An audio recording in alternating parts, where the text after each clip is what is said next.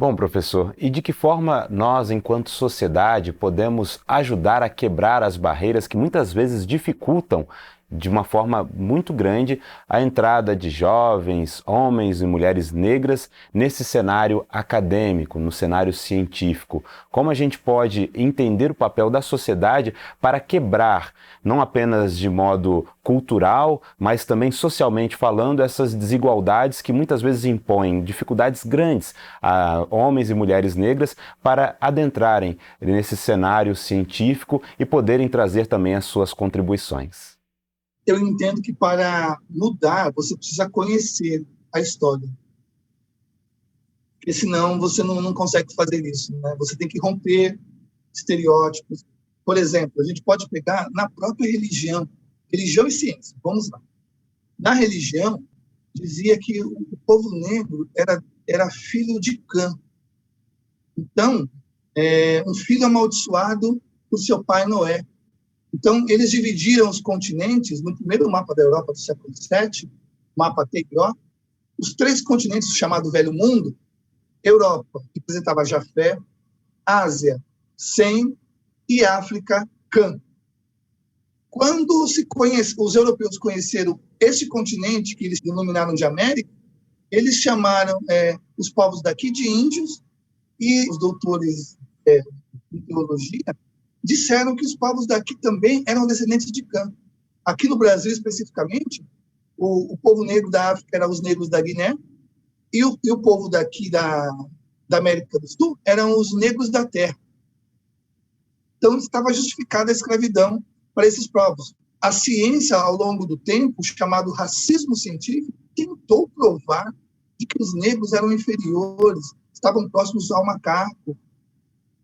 E os brancos, nesse período de 1400 até 1800, eles entendiam que o povo negro eram pessoas inferiores, eram próximos dos animais e não mereciam respeito, não mereciam direitos.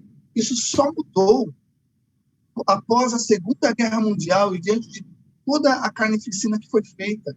Então, é um crime contra a humanidade que foi feito contra a população negra, contra a população dos povos originários. Então, é necessário conhecer essa história, entender e mudar as posturas. Então, o meu trabalho tem sido essa divulgação científica, a origem do papel, a origem da tinta, do trabalho de madeira, da metalurgia, da agricultura, da pecuária, e por aí vai. E tudo isso tem base africana. Professor, quando a gente fala sobre história da África, ainda há um desconhecimento muito grande a respeito desse continente mãe, porque até quando nós revisitamos a história do Brasil e falamos da escravidão no Brasil, acha-se que, na verdade, ali é apenas um grupo que representa todo aquele continente. Não há o conhecimento sobre a diversidade cultural, étnica, religiosa desses grupos que vieram para cá, muito menos desses grupos que habitam o continente africano. Eu gostaria que o senhor falasse um pouco mais sobre esse grande continente e sobre a história dele também. Verdade, Eduardo. A África é vista como um país, por incrível que pareça, ainda hoje. Isso é muito triste, isso revela um desconhecimento muito grande e uma falha da nossa educação, que é eurocêntrica. Isso precisa ser modificado. A África é o segundo maior continente e o segundo mais populoso do planeta, tá? Depois da Ásia. São 30 milhões de quilômetros quadrados, né? Tem 1 bilhão e 300 milhões de pessoas vivendo em 54 países. Tá? É um continente riquíssimo em recursos naturais. É um continente que está organizado na União Africana, tem sede em Addis Abeba, na Etiópia, que não foi colonizado junto com a Libéria, né? 2 países africanos que não foram colonizados, invadidos pelos europeus. A Etiópia lutou contra os italianos e venceu em 1896 e virou uma referência para as independências de todo o continente.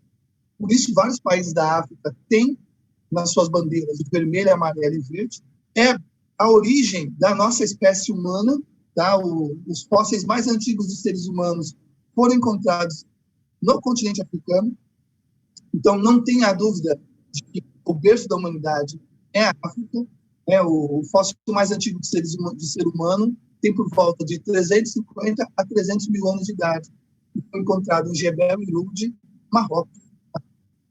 As mais antigas civilizações humanas se desenvolveram nesse continente, como o Egito Antigo. O nome original é Terra Preta. Tá? Diz muito sobre esse continente, que era um continente habitado originalmente por pessoas de origem africana. Tá? As primeiras rainhas da história, os primeiros reis da história, surgiram neste continente. Né? Então, se fala-se quase 3 mil línguas no continente africano. É uma diversidade de etnias, culturas, né? E, infelizmente, nos últimos 500 anos, testemunharam uma crescente influência europeia no continente, né? A partir do século XV começou o tráfico transatlântico de seres humanos escravizados, mas antes disso, no século VII, fizeram isso para a Ásia. Nesse período, os europeus dominaram quase todo o continente, extraindo recursos do continente, explorando as comunidades locais, e a maioria dos estados hoje do continente africano, eles emergiram de um processo de descolonização que começou a acontecer na segunda metade do século XX. Vários países africanos se tornaram independentes em 1975, principalmente os que eram dominados pelos portugueses.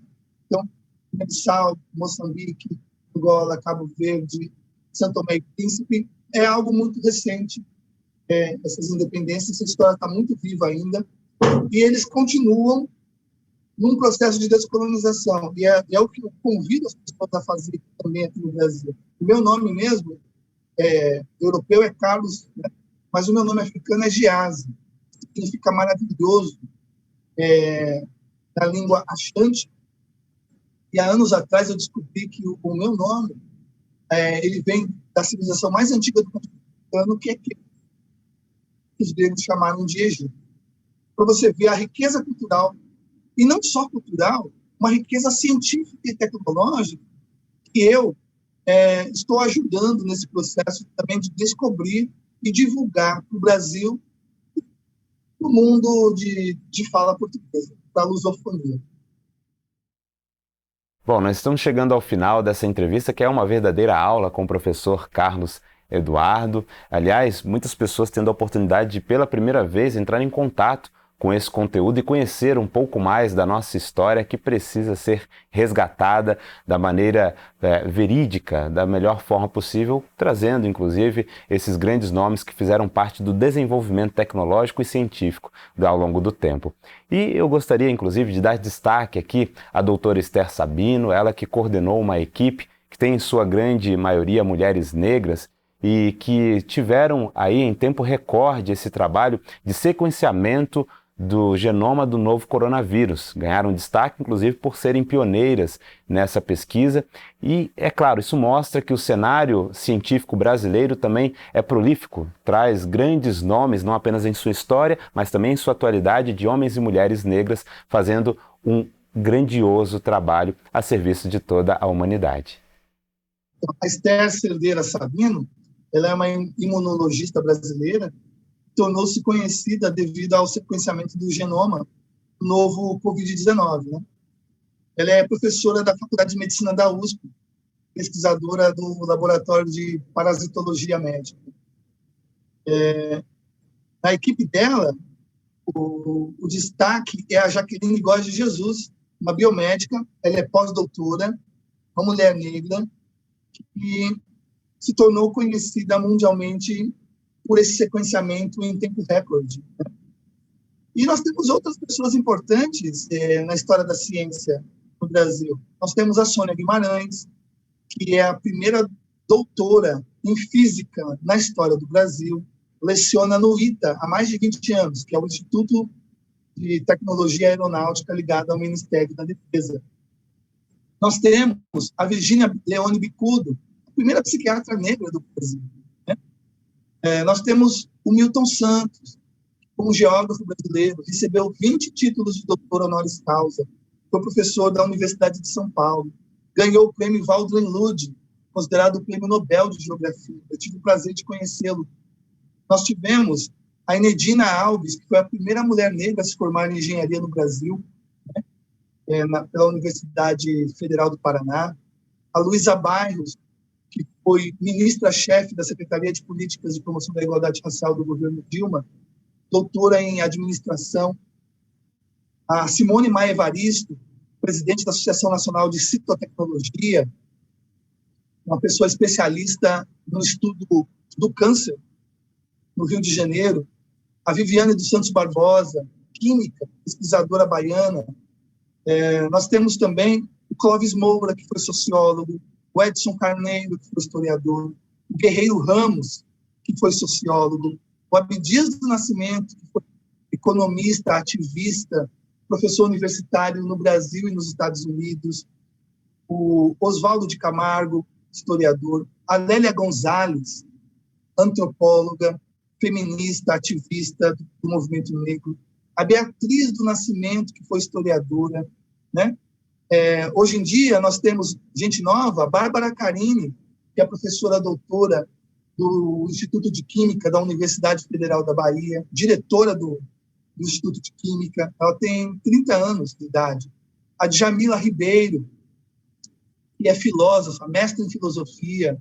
A Cida Bento, que é doutora em psicologia, escreve na Folha de São Paulo. Catemari Rosa, que é física. Olha, é tanta gente. A Joana Dark Félix de Souza, que é química. E a Nádia Ayad, que é engenheira. Olha, se você me deixasse, eu ia ficar aqui a tarde inteira com vocês, só citando o nome de pessoas muito importantes na área da ciência brasileira.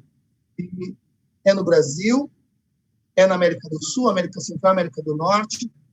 Cientistas negros estão em diversos lugares do mundo e é necessário que a gente conheça, que a gente, conhecendo eles, reduza os preconceitos. Porque, de fato, somos todos iguais, né? Mas nós precisamos promover a igualdade. E aí nós precisamos divulgar os feitos de pessoas de todas as etnias que existem, né? A gente não pode ficar apenas na divulgação dos feitos das pessoas brancas. É necessário ter uma democratização nessas informações. É isso mesmo, e grande parte desse trabalho passa pela comunicação, que, aliás, ganha cada vez mais um reforço extraordinário, que é a internet. Falo ganha porque há algum tempo atrás era muito difícil ter o acesso. Hoje, cada vez mais fácil uma pessoa com um celular poder ter acesso a essas informações e conhecer com maior profundidade a sua própria história. É esse o grande papel da comunicação, do desenvolvimento humano, fazer com que nós tenhamos acesso ao conhecimento e possamos, assim, entrar em contato com grandes personalidades negras que ao longo da história fizeram um papel fundamental no desenvolvimento e no progresso da ciência em todo o mundo. Nós estamos aqui, é claro, também contribuindo de nossa parte, a Boa Vontade TV, para que esse resgate cultural e histórico seja feito da forma devida. Queremos agradecer mais uma vez a sua presença aqui no programa Conexão Jesus, o Ecumenismo Divino. Seja sempre muito bem-vindo. Muito obrigado pelo convite, Eduardo Isaías, e até uma próxima.